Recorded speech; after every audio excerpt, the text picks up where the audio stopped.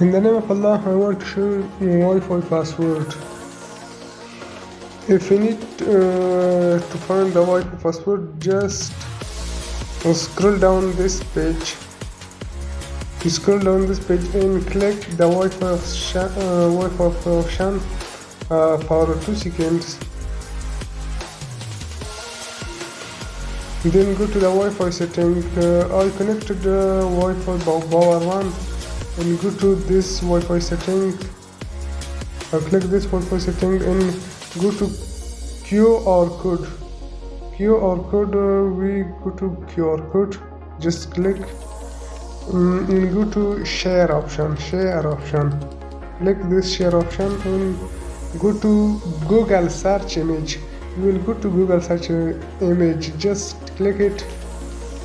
You'll go to and it search for this QR scanner.